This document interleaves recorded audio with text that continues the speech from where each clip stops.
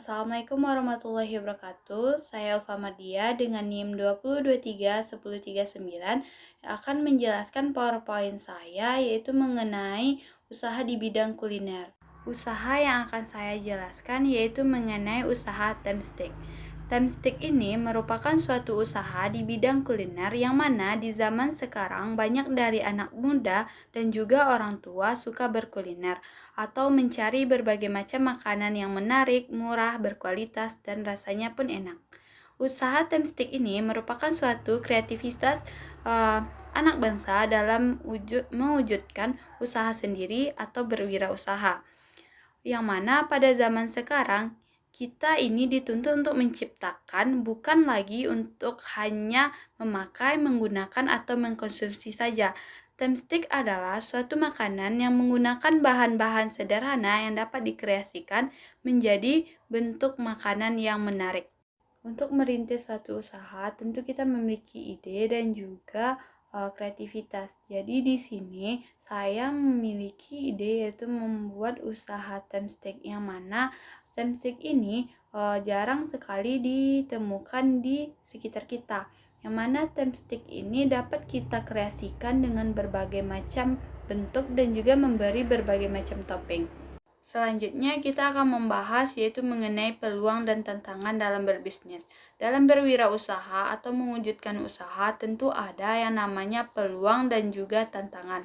Peluang yaitu semua ide bisnis, prospek, perencanaan, ataupun kesempatan lain. Di sini seorang pebisnis sudah memiliki peluang untuk membangun usaha yang mana ia memiliki ide bisnis dan kesempatan dan juga perencanaan seperti usaha Temstik ini. Yang selanjutnya yaitu tantangan. Ada beberapa tantangan dalam berbisnis. Yang pertama yaitu perkembangan teknologi yang mana ini sangat berpengaruh terhadap suatu usaha yang akan dirintis. Yang selanjutnya yaitu kompetitor semakin banyak. Jadi semakin banyaknya kompetitor, kita juga semakin harus mengembangkan ide kita dalam berbisnis. Yang selanjutnya yaitu semua serba cepat. Masyarakat yang hidup di era digital tentu menginginkan sesuatu yang serba cepat, praktis, dan ini merupakan suatu cara kita untuk memanfaatkan teknologi dalam berbisnis. Yang selanjutnya yaitu pola masyarakat yang berubah.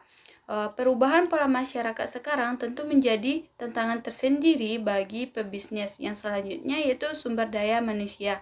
Tidak hanya kita sebagai pelaku bisnis yang harus mampu mengikuti perkembangan tantangan bisnis di era digital ini, tetapi karyawan kita juga perlu mengikuti pelatihan seperti dalam mengembangkan bisnis tersebut. Slide selanjutnya yaitu mengenai analisis bisnis.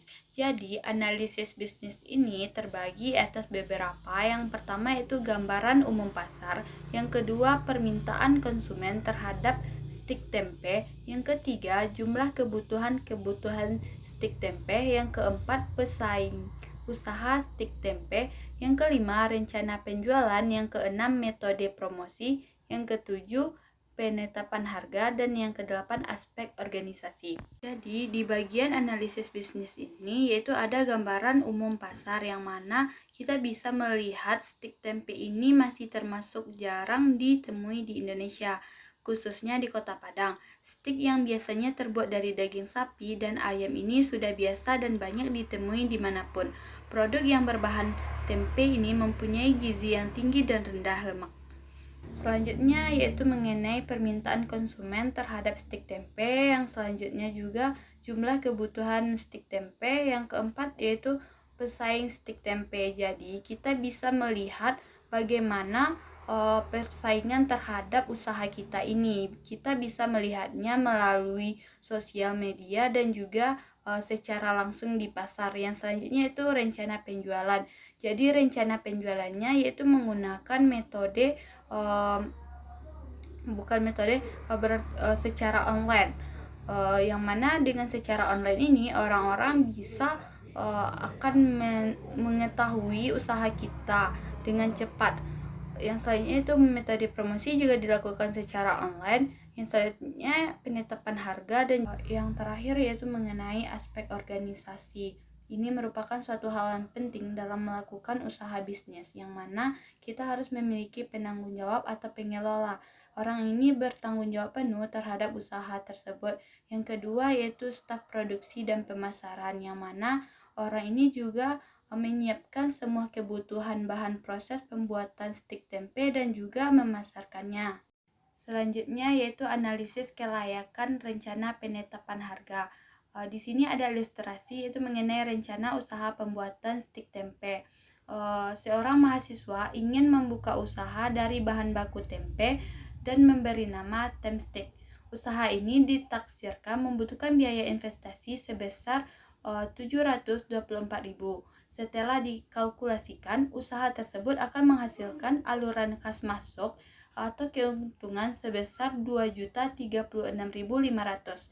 Jika mahasiswa tersebut menghendaki modal atau investasinya kembali dalam jangka waktu 1 bulan dengan berbagai metode, payback periode method atau lainnya, penilaian kelayakan investasi, apakah rencana usaha Temstik tersebut layak dijalankan. Jadi di slide ini kita dapat menganalisis ilustrasi yang ada di slide sebelumnya, yang mana di sini tertera biaya investasi. Biaya investasi ini didapat dari barang-barang yang dapat digunakan kembali, yang totalnya yaitu 724.000.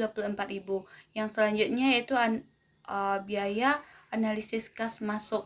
Analisis kas masuk ini didapat dari pemasukan dikurang dengan biaya operasional sebanyak biaya masuknya terdapat sebanyak 2.036.500. Juga didapat biaya penyusutan sebanyak 33.500 dan waktu pengembalian targetnya 1 bulan selama 30 hari dengan solusi menggunakan payback period method. Untuk waktu pengembalian modal bisa kita gunakan cara yaitu dengan total biaya investasi dibagi dengan keuntungan per 1 bulan selama 30 hari, yaitu 724.000 dibagi dengan 2.036.500 per 30 hari, didapat 11 hari. Jadi kesimpulannya, dengan payback period method, prinsip usaha Temstik tersebut layak untuk dijalankan karena periode pengembalian modal hasil perhitungannya selama 11 hari